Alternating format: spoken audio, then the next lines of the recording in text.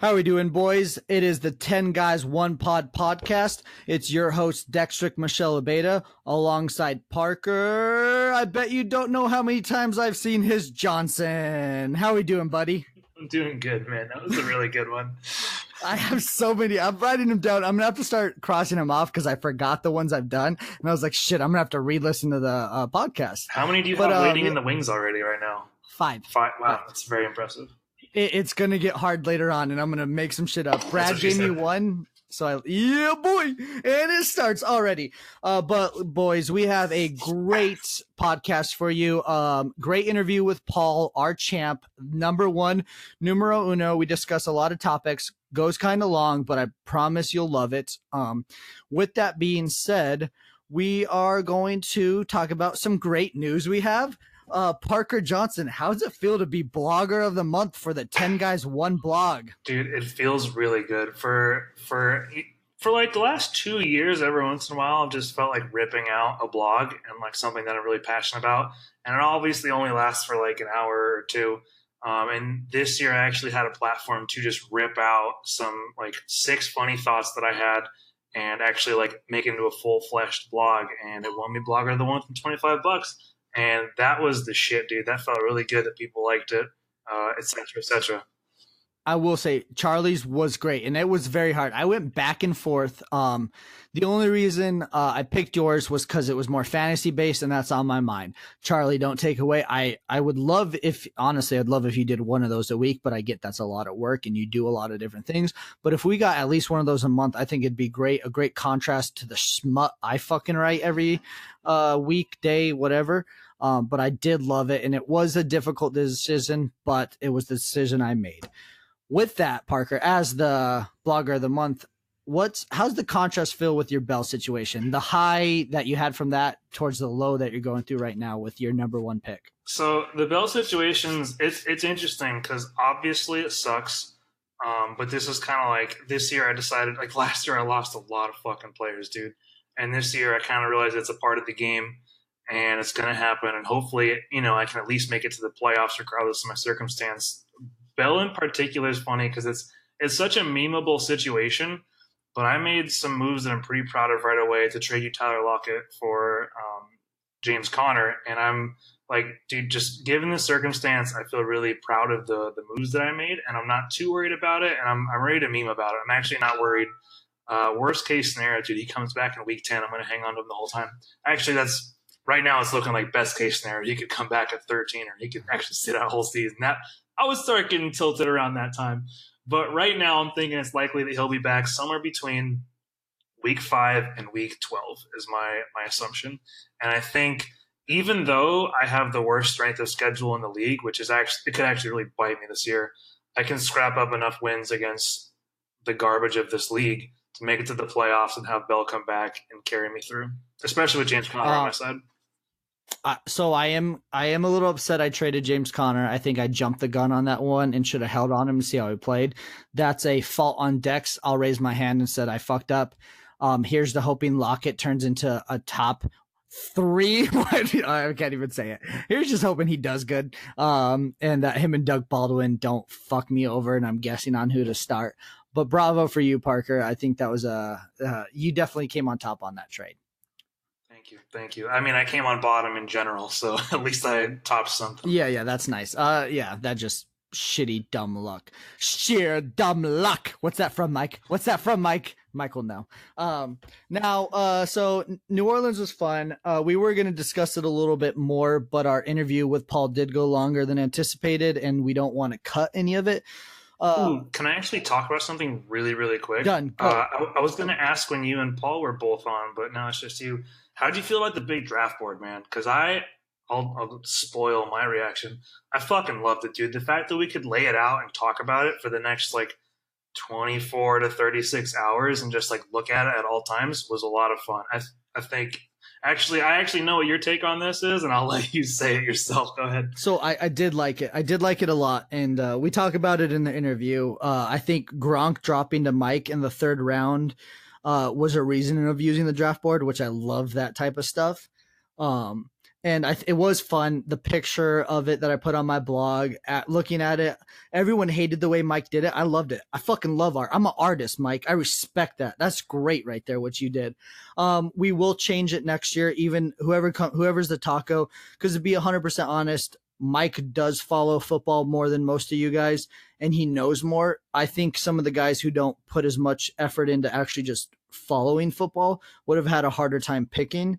So I think we'll have some help if it's not me, Mike, Paul, some of the guys who spend more time just reading about football regardless of fantasy, would make it a lot easier for that guy, because that's what I worry. I don't want it to become where we're doing a 5-hour draft and be where we have one guy whose team just sucks because he's constantly trying to find names and put them on the board.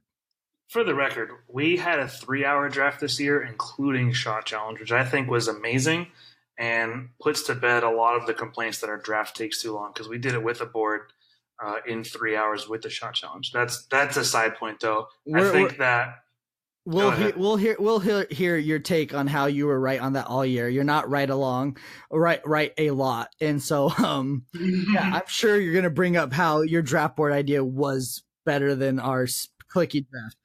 You say that now, but we're documenting everything now with this podcast. You're gonna realize how right. Oh yeah, we'll see. I'll take a hot take right now. Parker, pound for pound, most underrated player in this league.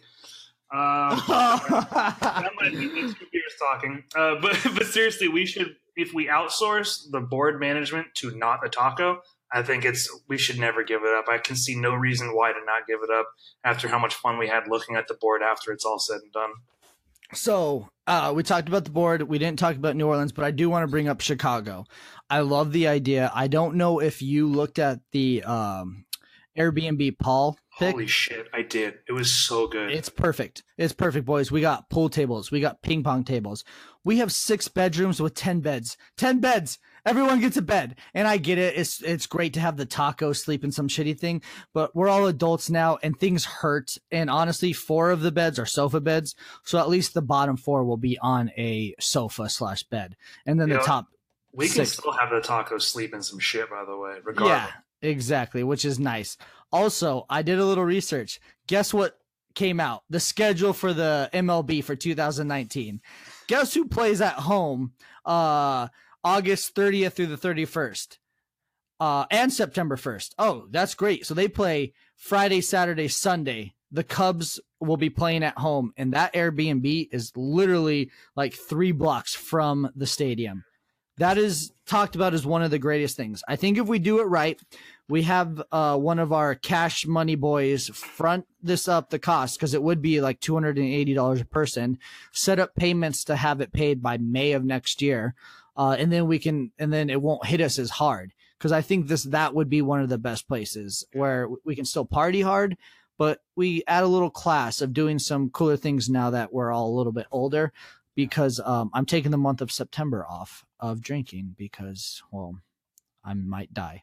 I actually want to take a moment to self-promote a little bit, and that I would love to be the treasurer. I never want to order an Airbnb for you fucks again, because of my own problems, not because of your problems that you. Here. We agree. The problems you guys clearly have. But yeah, I'll treasure that, no problem. Now, with that, we are going to go into our interview with Paul, the champ. It's a great interview.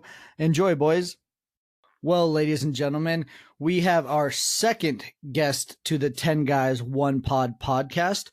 We started you out with Michelle Brooks, the bottom of the barrel, last place, Mr. Taco himself. And we decided to come back at you with El Champo, Paul Karatechop. I already fucked your name up, Paul, but how are you doing? I am just doing great. You know, I went to New Orleans. I showed you guys who the king was. I had the get up. And now I'm back on the pod, and the king is back. I just like making appearances. Well, hopefully you keep up what you did last year. I'm sure we'll have you as a reoccurring guest. Let's not forget Parker's here with us as well, all the way in Portland, freaking Oregon. Howdy do. So we have Paul. Before we actually dive into our discussion, I went on a little Costco trip, as Brad likes to call it, Costco, with my Cos bro. And so after we were done shopping, we decided to go to the food court. I hadn't had breakfast yet, and Brad always wants to eat, and it was about lunchtime. So Brad's like, we each get a brisket sandwich. He's like, I'm going to get a churro too. I was like, a churro sounds nice, but for 50 cents more than a churro, I can get a hot dog. So I went brisket sandwich hot dog. Was that fucking crazy? No, Yeah, I mean the churro. When you get the hot dog, it comes with the drink. Like $1.50 for a fucking foot long quarter pound hot dog. It's not a foot long, but that thing's a quarter pound of all American beef with a drink. There's no better deal in America. it's true. They got some top tier dogs too. Legitimately, some of the most delicious hot dogs you can get. If I hadn't eaten breakfast, or if I had eaten breakfast, I would not have gotten it. But I was like, fuck it.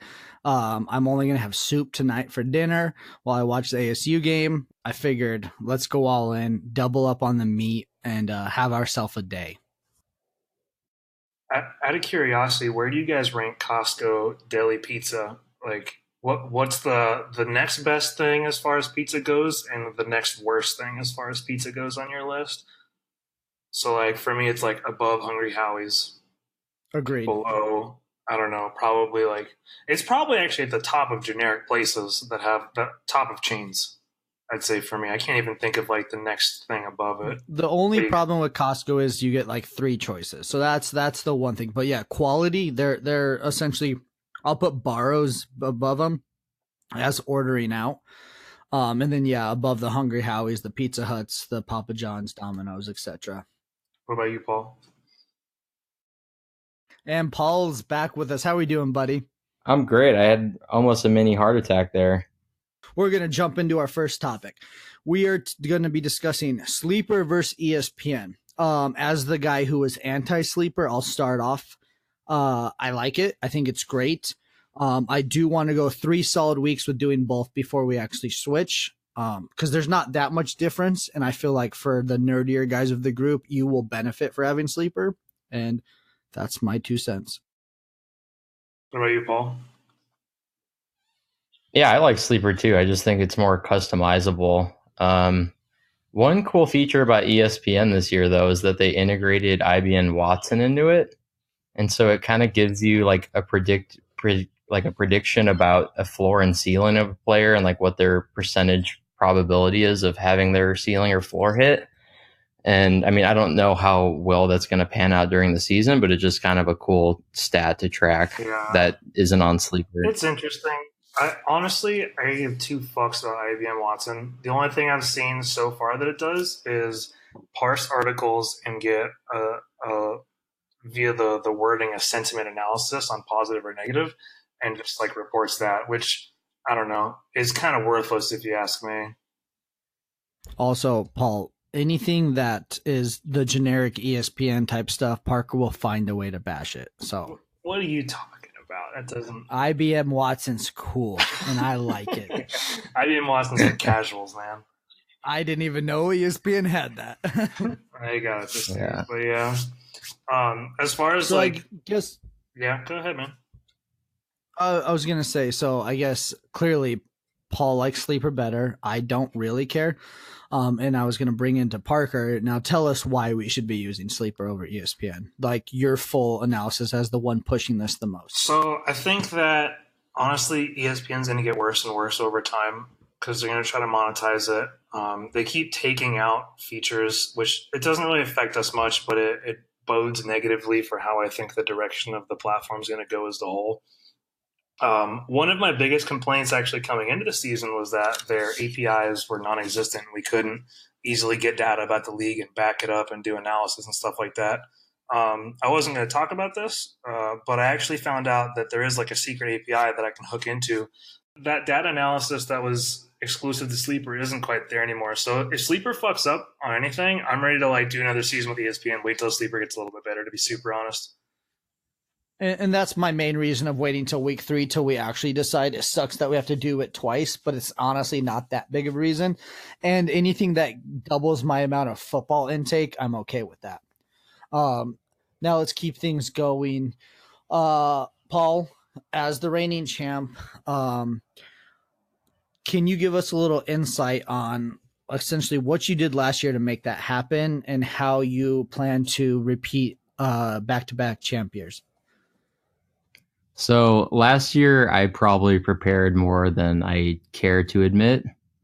And I felt really confident going into the draft. And guys that I was really high on just fell to me during the draft and ended up staying on my roster the whole season. So, like, Zach Ertz, I got him in the 9th round. He ended up being the 3rd best tight end. Tyreek Hill, I got in the 6th round, who was the 5th best wide receiver. Tom Brady is, he's the GOAT. He's number 3. And then I ended up getting Kamara in the 3rd week on the waivers, and he ended up being a league winner.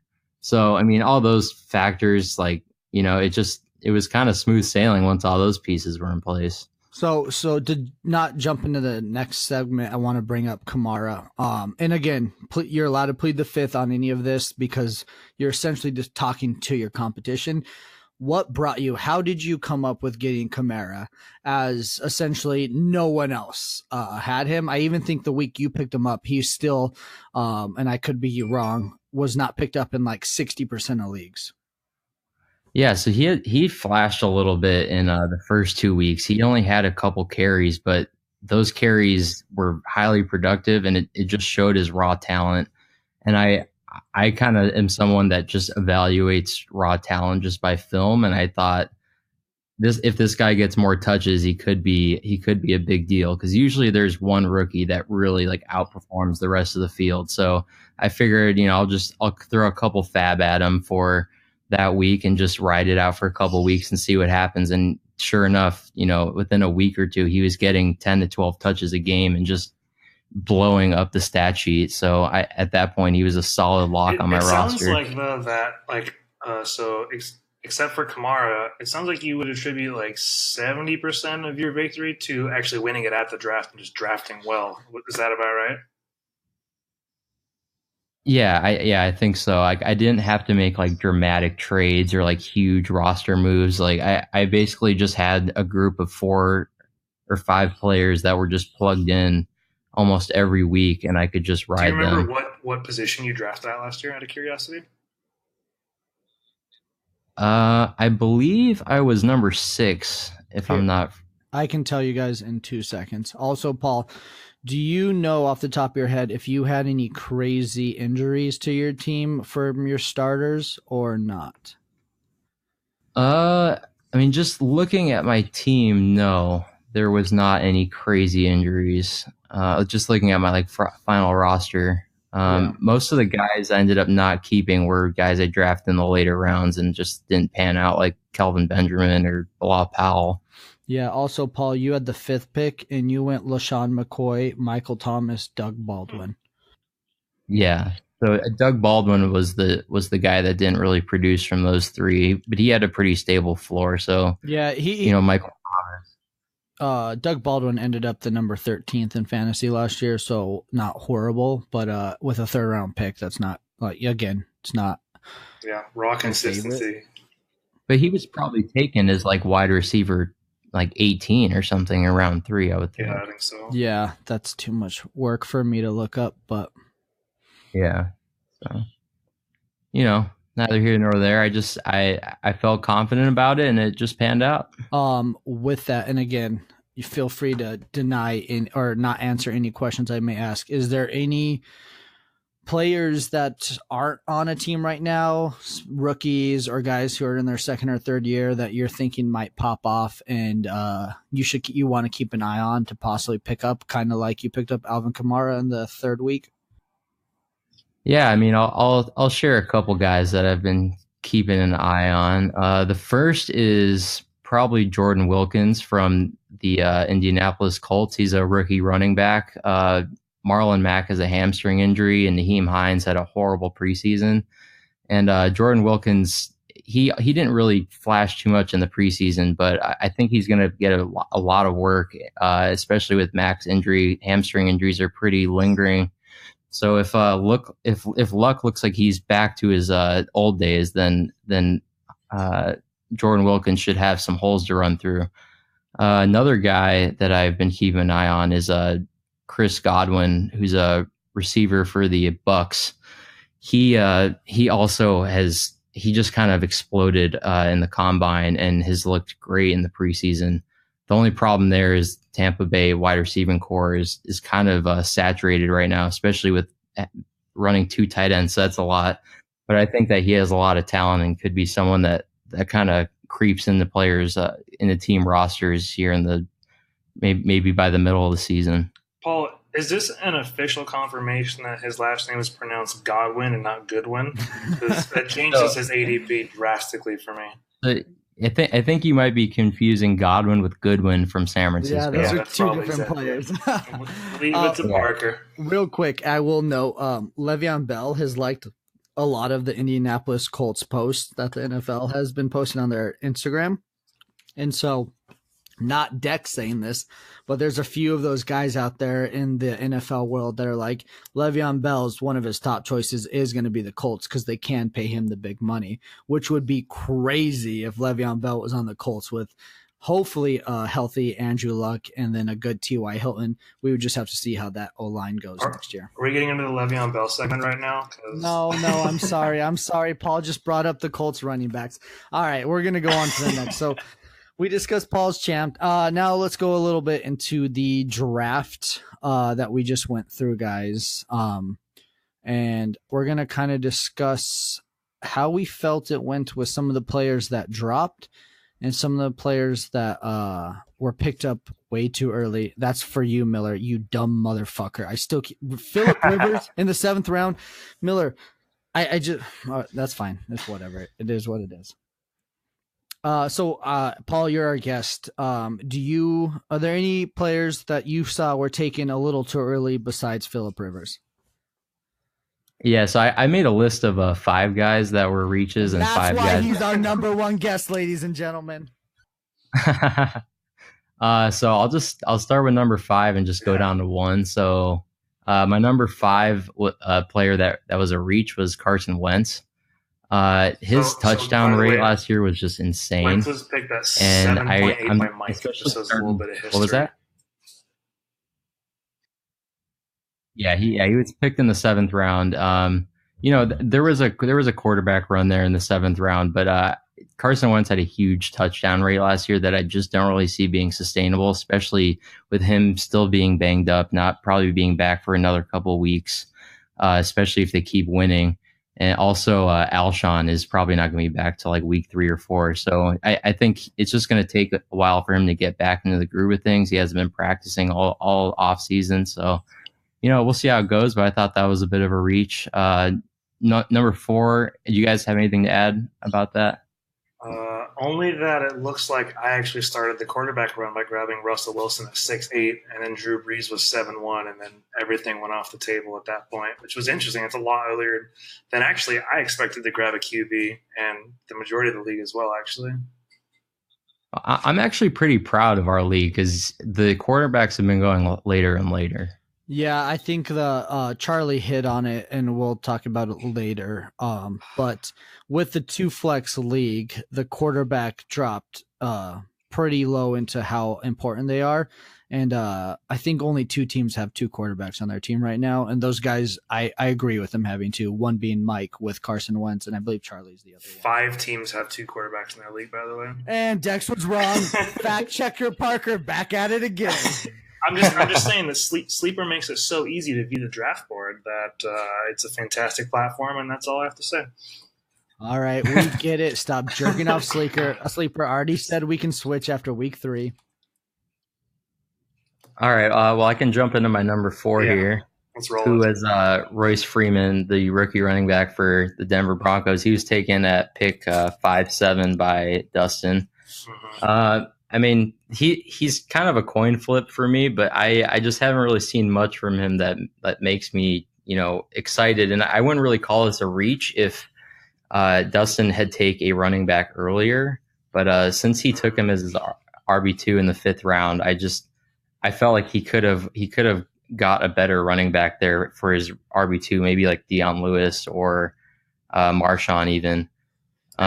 This makes so much sense too with how Royce Freeman performed in the preseason and just shot up ADP charts, and how Dustin basically does spreadsheet based value drafting. I wouldn't be surprised if he was at least one more person on your list, if not two more people on your list. Also, Parker just cucked the fuck out of me with that because we talked about Royce Freeman before the draft happened. Clearly, Broncos fan here.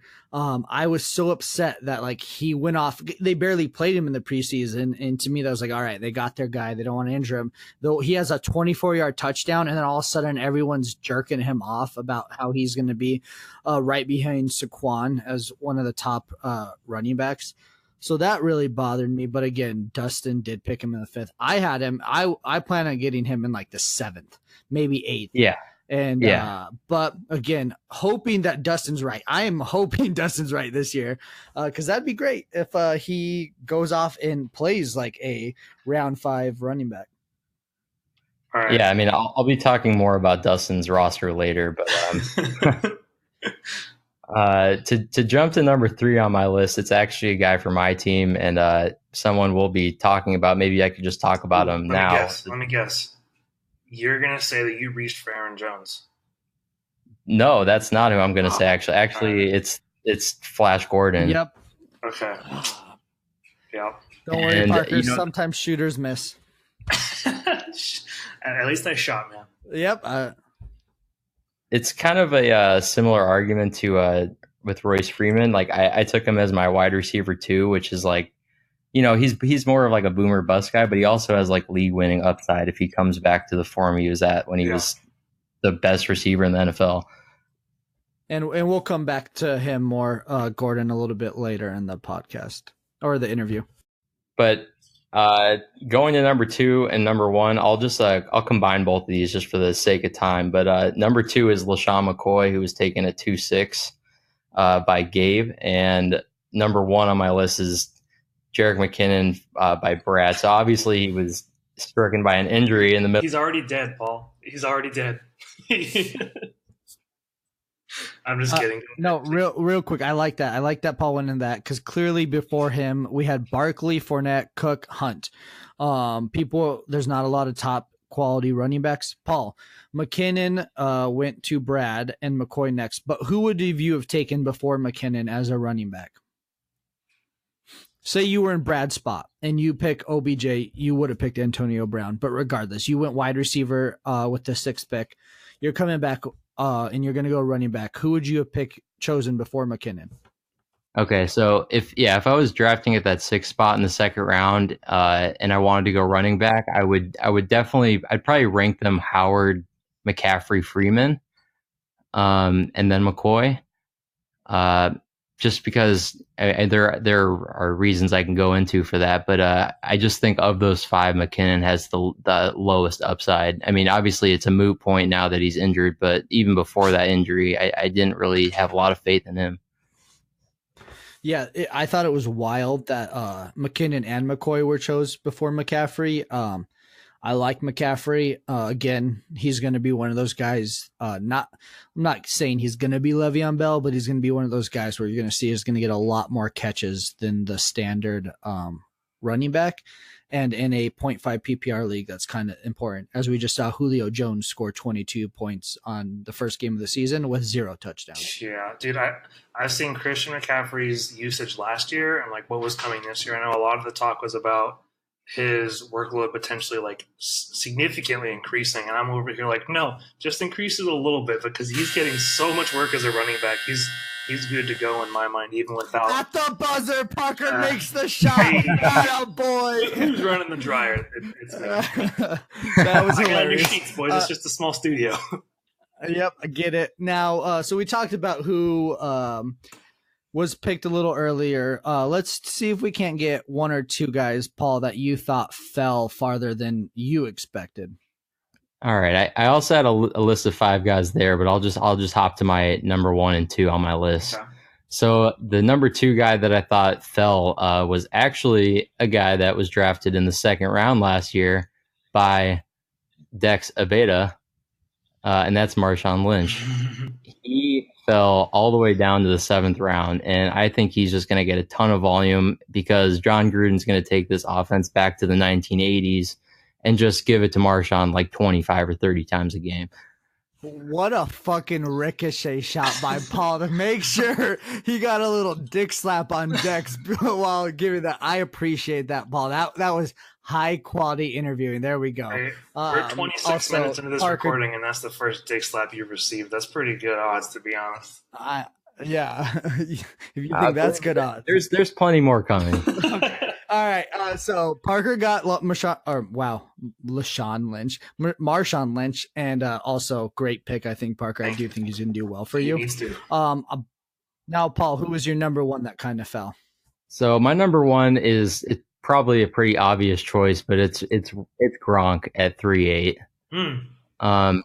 Even in a 10-team league, like falling to the end of the third round, I think is just great value. Like especially you look at those wide receivers on that team. Like Hogan is injury prone already, and he's listed as the wide receiver 1. I think Gronk is just going to get fed as long as he stays healthy, and he's going to be the tight end 1 by a mile. I think.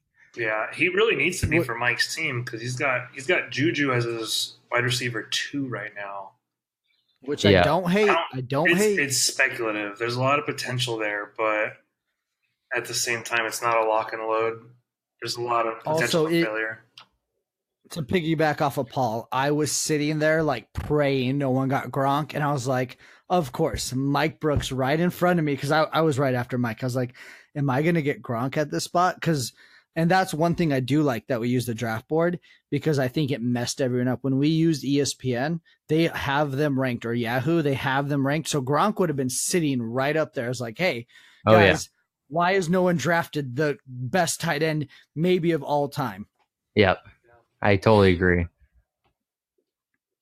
So I guess we got some pros for the draft board, which I will say I did like it a lot more than I thought. There are some changes that need to be to make it better for the person putting the stickers on, but that's a discussion for another time. Uh-huh. All right. So we talked about who fell, who was picked early. Now, as I do every year, I gave grades. This year, as Charlie discussed in our Slack chat, I was a little bit nicer. I'm trying to, especially since I put it on a blog that actually people will read, I try to actually be more analysis based and give like my true feeling towards you guys without just saying everyone gets a D and F and Dex gets an A+, even though I gave myself an A+. And anyone who debates me, if you don't give yourself an A+, you're a jackass. Besides Miller, you should give yourself a C for that fucking Phillip Rivers pick. But that's neither here nor there. Paul, I know you had kind of gone over my grades. I was going to see, do you have some grades of your own you can discuss for each person's team? Yes, I have grades for everyone, and I have your grades right next to it, so we can kind of talk about the discrepancies there. Perfect. I love it.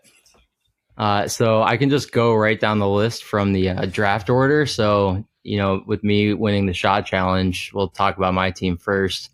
So according to what Dex was just talking about, apparently I am a jackass because I did not give myself an A+. I gave myself a B, and there are a couple reasons for that. I think all of the top 3 running backs I have all will be getting high volume. So to me, talent and volume are the number 2 things that you should, number 1 and number 2 things you should be looking for in a player. So I think those 3 guys are going to be getting fed like crazy. I think Devontae Adams might have the highest touchdown upside other than those top 4 guys in the first round, just because he's in Aaron Rodgers' offense. He's the wide receiver 1. I think Manuel Sanders has a really stable floor, and we talked about Gordon a little bit before, but I think he has like that league winning upside if he doesn't.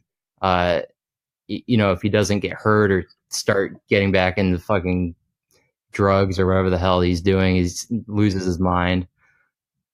And so just with all of those different things, I gave myself a B, whereas Dex had given me an A, but he basically said this was a B team. But since I was the champ, he gave me some extra credit. So we're not going to discuss every single one team, so I'll do some. Parker will do some. All right. I like that. I like your analysis on Devontae Adams. I do think Your 3 running backs are great. I think Derrick Henry will overtake Jordan Howard as your RB2, and Jordan Howard will become a flex player, which still, does that matter? No, not really. And like I said in my blog, Josh Gordon, the ceiling, like he doesn't have a ceiling. That guy is sitting in the freaking beach right now. Let's just hope he doesn't get too high on mushrooms and fuck himself up. But yeah, there might not be a more talented athlete in the NFL than Josh Gordon. So I appreciate your honesty on that. I think you're still lying, but hey, I want guys on my team that I can root for. And even if that means if I'm taking a risk, like even in round 5, like I'm willing to take a little risk because I was so comfortable with my first 4 picks. I was like, I want a guy that every Sunday I can sit there and just root for him every weekend. I will say before we move on to your next grade, it was very difficult. I knew what GIF I wanted for the blog for you. The champ is here. And it took me a long ass time to find searching 2 black kids. The champ is here GIF. But I am proud I found it. All right, let's go on to your next grade. So maybe I could just go through like the 3 where I had the same grade as you. Perfect. And I can just briefly go over those, and then we can. Yeah, do those, and then I want to hear the most opposite grade as Dex's. Yeah. I'll go over the most opposite ones after those. So Daniel, Dex gave him an A-, and I also gave him an A-. And let's see here. We have Bread, who got a C- from Dex, and who also got a C- from me, and Dustin, who got a C+ from Dex, and also a C+ from me. Parker, do you have anything to add about those grades? Dude, I just think it's so crazy how lenient the grades are now compared to the Vegas year, man. How many Fs did you give out the year we drafted Vegas? Again, almost a lot. Like, it's probably 6. Yeah. But again, like I said, that was in a group chat that I wrote on my freaking notes page. This was something I actually took a little time and before I posted and read about it, things like that. So I will say, yeah. And with that being said, we have no idea. I had to edit yours and I wrote this with the idea that Le'Veon Bell would be playing week 1. Mine changes a little bit now. But here's the thing, so my rank is a B right now, so the next lowest is obviously a C+. That's what Dustin got. And I think my team is a lot better than Dustin's, even with Lev Bell being replaced with Mr. Connor. I think the discrepancy between Dustin's team and my team, which is going to become more apparent come Sunday, we're both not the same rank. Does that make sense? Yeah, so I think that's a good transition to where I'm going to be going now. So before I talk about that, I should mention that I made all of my grades independent of what Dex grades were. So like my memory is shit. So like I did not remember anything of what Dex was doing. So all of this was completely independent, and there was some overlap and there was some clear differences too. And also these grades are all like based on the draft. Like this doesn't have anything to do with like current rosters. So to transition to like the ones with the biggest discrepancy, Parker's is actually one of those, and Dex gave him a B, but I gave Parker an A. And I think even with Lev Bell out, I think all of your wide receivers as a collective, or your running backs as a collective, are probably my favorite group of the draft. And I think you'll be able to manage just fine. Like even if Connor doesn't have a huge blow up season, like that Bell would probably have. And then on top of that, Michael Thomas, AJ Green, and Tate are probably my second favorite wide receiver trio in the entire league. And I think Funchess and Lockett gave you good depth, but obviously Lockett is gone now that you have Connor. Sad about that. You're going to need some extra wide receiver depth there, but I think your team as a whole is pretty solid, which is why I gave you an A. Did you know that I'm rostering 3 wide receivers at the time that I traded Lockett away? Now I have 8 running backs on my team. You got rid of Funchess too? No, I have Funchess. I have Funchess, Tate. Oh, I have 4 wide receivers. My bad. 4 wide receivers, 8 running backs. It's going to be an interesting year, man. Yeah, well, I'm gonna ask you to save your grade for me till last, just so you know. Okay, yeah, you are last. I think I'll talk about maybe one more discrepancy before yours, and then I'll hop into yours. Perfect. Actually, Yeah, there's a couple discrepancies here, but I'll talk about just one more. So I'll hop into Mike's team. So Dex gave him a B minus, and I actually gave Mike a C minus. And the reasons for that, I just think his wide receivers are just shaky down the board. Like Julio should be a beast and should see a good touchdown regression this year, just because I think Sarkisian, the offensive coordinator, is probably going to try to get him more involved in the red zone, like we saw on Thursday night. I think he had 9 red zone targets, which is crazy. If that sustains through the rest of the season, but on top of that, with Juju as his wide receiver too, it makes sense with getting Gronk in the 3rd round, but I think he definitely has the talent, but that's also a pretty crowded receiving core with James Washington's a rookie that I think is going to take over the Martavis Bryant role. And with Le'Veon out, though, it definitely does give Juju a boost. So he might actually live up to that ADP as his wide receiver too.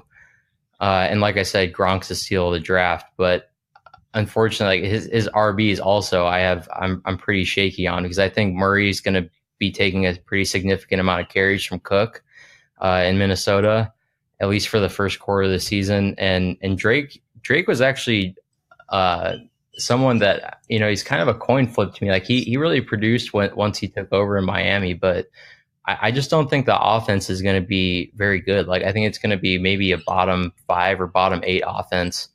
And also, I talked about Wentz being a reach in the 7th round, so there were some current concerns there, which is why I gave Mike a C minus. So to jump on with that, the Kenyon Drake, Tyreek Cohen, and then C.J. Anderson, and then once Mark Ingram comes back, are all I feel going to be game time gambles for Mike, where he's not going to know which one to start, and I think that's going to hurt him very much. Where he's going to have weeks where like, I should have started this guy, but he went off. Like you said, Dalvin Cook will still be his number 1, and I don't think that's a bad choice, but also he is going to split carries for a while. But with the other guys, and Kenyon Drake is the coin flip. We don't know how he's going to be as an ASU Sun Devil. I hope, what's his face? Kalen Ballage. There you go. I hope he takes over, because that'd just be fun for ASU alum to be there. And last but not least, Dex Abeda's team. Obviously, you were not a jackass and gave yourself an A+. Yeah, boy. But I dropped your ass down to a B minus. And I actually pulled that up. You were in the C range, but I took another harder look at your team, and I had to say that your 2 running backs pulled you up a little bit. And I'll just here's a little bit of analysis of why I gave you that grade. And so, with Gordon and Fournette, like both of those guys will probably be RB1s, but Crewell and Peyton Barber, I think, they have they have running back 2 upside, but they're probably going to be more like running back 4 or 5s. That's my guess on how the season's going to play out. I think Ronald Jones is going to end up taking over after a couple weeks. And Isaiah Crowell is just in a timeshare with Bilal Powell, and he already had a concussion in the preseason. And then looking at your running back or your wide receivers, Baldwin, Cooks, and Hogan, I mean, I don't think any of those guys are really exciting. And by exciting, I mean, I don't think they have league winning potential. They're all like solid wide receivers with stable floors, but none of them are like guys that I'm looking like, say, like that could be a top 5 wide receiver this year. And it's kind of the same thing with the wide receivers past that. It's kind of a similar story looking at Jordy and Hearns and Randall Cobb, who is in a weird situation right now. People are saying he might be traded, or, I don't know what speculation's going on there, but he should be playing in the slot and actually have a stable floor too. But again, none of these guys are telling me they're going to be league winners by the end of the season. You know who he does have who is going to be a league winner now? Tyler Lockett. It's not on his draft board, but I'm so sad that I had to trade away Lockett to get my hands on James Conner. And that's what I guess now you do own Tyler Lockett and Doug Baldwin, so that's interesting. But I was really sad I had to give him up, I'll be honest. Sorry, small interjection. Yeah, on my side of my own team, I don't hate your grade you gave to me. I respect it, and I do understand how you feel. I don't like Tyler Lockett like you guys do, and the only reason I'm keeping on to it because you and Parker both think he's got a higher upside, and I did gamble hard on Crowell. I'm hoping that he's only 26, spent his entire career in Cleveland, and I'm hoping he's going to shine in New Jersey. And Peyton Barber, I was just like, well, he's the starter right now. I'm just going to guess. Alan Hearns was not a good player on Jacksonville, but he is currently Dallas's number one. So with that, that'd be nice if I could have him as a solid flex, because Chris Hogan will probably only be on my flex roster until Julian Edelman comes back, and then I'll see how those two mix together because their wide receiver core is pretty depleted right now. All right. Yeah, I mean, with you getting Hearns in the 14th round, like you might even end up dropping him by like week 3. So I don't know how much of a difference that really makes. But there's just two guys I want to dive a little bit more into, and that one is being Brandon Cooks. And he always falls in drafts year after year, but he always produces as like close to a wide receiver one. But the problem I have with him is he produced on a different team last year, but he was also having Tom Brady as his quarterback. And now this year as Jared Goff, the Rams were, the best offense in the NFL last year. But I think there is some clear regression there, and I think there might be some growing pains. Bring it up. Dex is a Goff fan. I think Goff is going to throw lights out. Also, why I bet Mike $100 that Cooks will be a top 10 wide receiver. Also, the reason I took him at that point because I'm going to fucking back up my own bet. Hey, yeah, I mean that's a solid take. I disagree, but we'll see how it plays out. And the other player, yeah, go ahead. I was going to just say, guys, you hear those dings? That's because Dex is right. That's God himself coming down to be like, that boy Dex, you took Cooks. I got faith in him too. Make money, money, make money, money. All right. Sorry, Paul. I shouldn't have turned off my dryer buzzer, man. I would have let you know you're wrong every few seconds. All right, Paul, what was the next one? So a spicy take I'm going to have on your quarterback, Deshaun Watson here. I really hope that I'm wrong, but I do not think he's going to be a top 10 quarterback this year unless he has good rushing touchdown numbers this year. I don't think he can play in the pocket as well as we think from what we saw in those 6 games last year. And, I think he's probably going to end up being, maybe quarterback 12 to 15, and you're probably going to be looking elsewhere by the middle of the season. Perfect. So I'm going to transition out of this. This interview is great. We're definitely going to have Paul back again, but we have a lot to cover with him. And we want to keep it going. We're going to skip some things. I want to ask you, Paul, currently, what do you guess your record, like straight up what your record will be going into the playoffs? So with that being said, I'm assuming you believe you'll be in the playoffs, and what do you think you're going to be? Are you how many wins, losses will you have before we start week 14 playoffs? That's a great question. It's it's pretty difficult to assess, but with that I'll give you an answer just for the sake of finding out if I'm right or not at the end of the season. I think 8-5, which is what I ended up with last year and made it into the playoffs, but I think I was the number 2 seed. I think that's a pretty realistic expectation for me again this year, 8-5. I don't hate that answer. Again, as we all know, fantasy is fickle, and you could score the second most points in a week and still lose. Yeah, so last year I had the most points scored against me except for you, which I think was only like 5 points more. But I also blew everyone else the fuck out of the water in points scored. So that really buoyed me up into that 8-5 record. So as long as I don't get this, god awful schedule of getting matched up with everyone on their best weeks, I think I'll be just fine. All right, so now we're gonna go into Paul and mine's matchup. As everyone knows, it's been, what is this, our 4th or 5th year betting on it. We have $100 on it. We're gonna kind of discuss our matchup, but before we go into that, Paul, I want to offer you a bet on top of our actual bet. Okay. So what I want to offer you is, if you win week 1 against me, you get to choose my team name. If I win, I get to choose your team name. For season, right? Yes, for the season. Whole season. Whole season, playoffs including. So can I counter that with the fact that we play twice this year? We will also have a bet for our second game. Just because I want it to happen, I will take that bet. All right, done deal. I'm down. We'll add it to the Slack after the podcast, after we're done with the podcast. But great. So as everyone knows, if whoever wins week 1 gets to choose the other person's team name, and then our second time we play, the bet goes on again. So potentially, hear me out, Paul. Say you win week 1 and then I win the second time we play. Do we keep our names, or does that mean we can change it? So let's say I win this week, I change your team name, and you win the second game. I will still keep my shitty name, but I will assign you a shitty name. Love it. I like Love it. Love it. All right. Now we got it up. Parker, I want you to give us a prediction on who's going to win between Paul and I. All right. To be honest, I've seen this in the itinerary, and I've been staring at it for like the last 5 minutes because that's how hard I prepare for things. And I'm going to have to go with my gut feeling on this one instead of any analysis because honestly, it looks pretty equal. I can't figure out whose team I like more other than Paul having the pure running back advantage with David Johnson. Dude, I'm going to have to go with Paul on this one. Yeah, boy. I think Deshaun Watson's going to shit the bed week 1. I don't think New England's going to come out.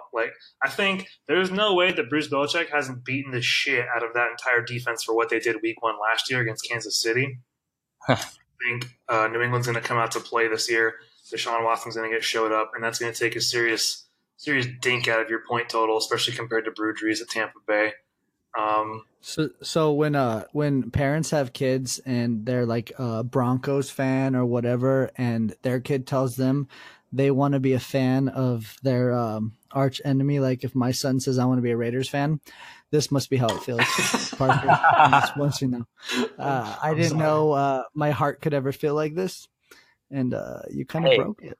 At the end of the day, Parker is a guy of reason, and whoa, I fucking love it, boys. I love it.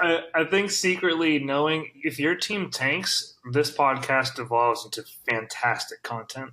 Yeah. That's what I really want to happen. Here's the thing: I'm willing to put it all on the line. I'm a gambler at the end of the day, and like I said in Slack, Dex is gonna feel the full weight of my fantasy dick on his face for the 4th year in a row. Nice. It's going to be interesting. Again, we have different analysis on our teams. Drew Brees, I said it in the blog. I say it all the time. I don't know when he's going to drop off, and I think it's going to be this year, but I said that last year. I don't have faith in Jordan Howard, though. I will stick by that. Like I said, Derrick Henry will be your RB2. I do have faith in Doug Baldwin and Brandon Cooks. Trey Burton was a gamble on you, and I get it. I know what your thoughts are on that. But I think that my tight end play will jump above yours. And then I'm not even discuss defense and kickers because every year that's a toss-up. I do like that you traded or you changed up your kicker last minute. I wish you would have stuck with the Eagles kick. A solid 4 points would have been nice. So can I respond to that? Yeah, of course. So with the Drew Brees talk about him falling off, I don't think it's going to be in week 1 because in 2017, the Tampa Bay defense gave up the most yards than any other team to wide receivers last year. So I think that Drew Brees and the receivers are going to feast, which is why I currently have Ginn in my in one of my flexes. And about Travis Kelce, yeah, he's a better tight end on paper. I mean, although we haven't seen Burton in a tight end 1 role, but Kelce historically against the Chargers, they have never allowed him to have over 100 yards or a touchdown. So I think that could be pretty tough for him and could be one of the defining reasons of why you lose. So, Paul,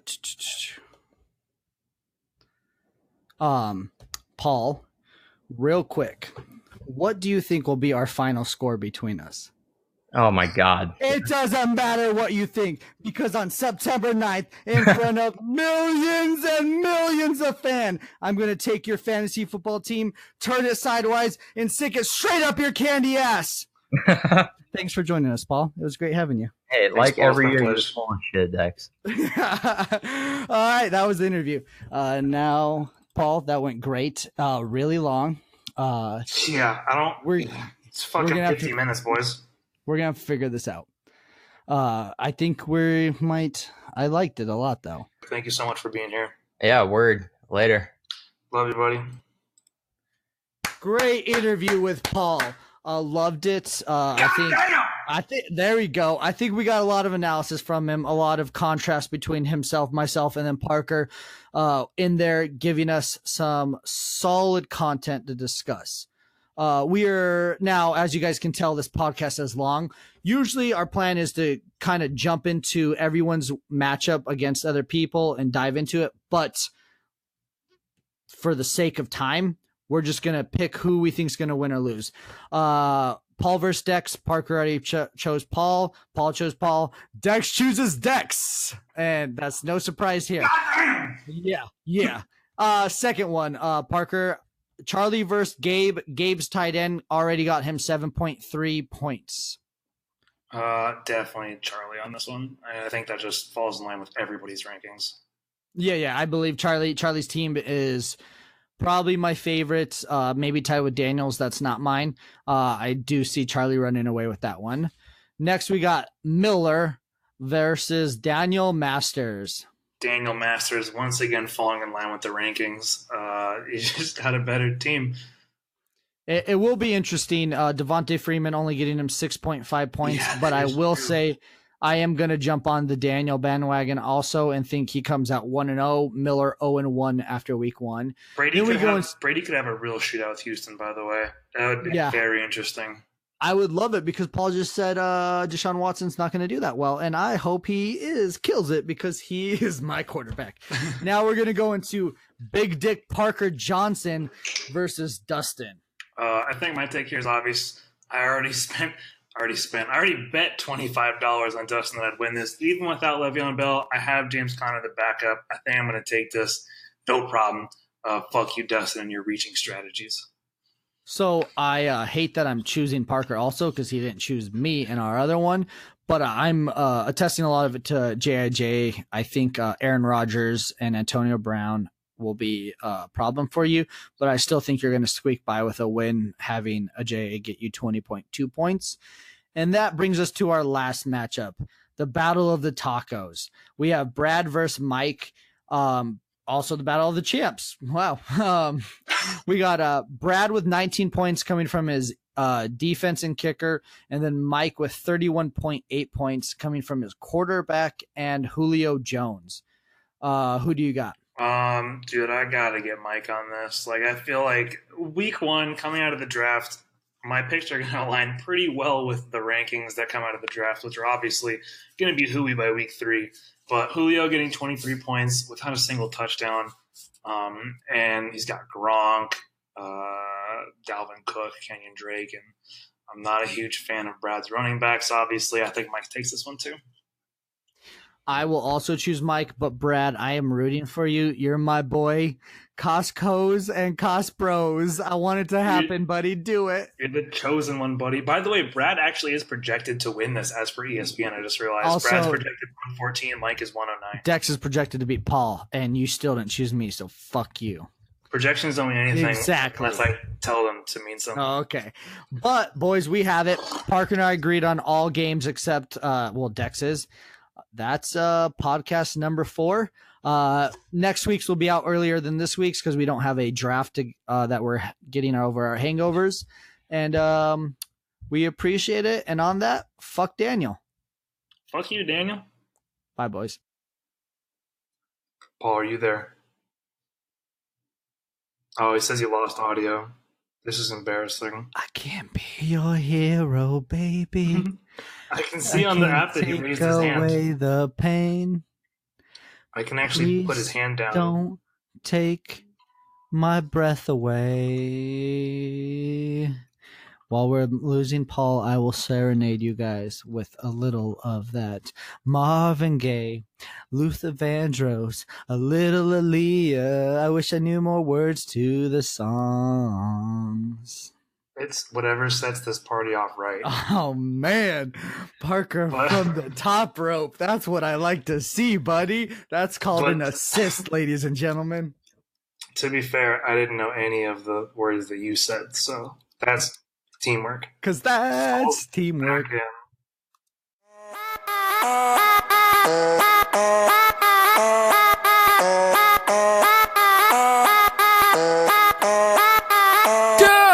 I like to make money, get turned. I like to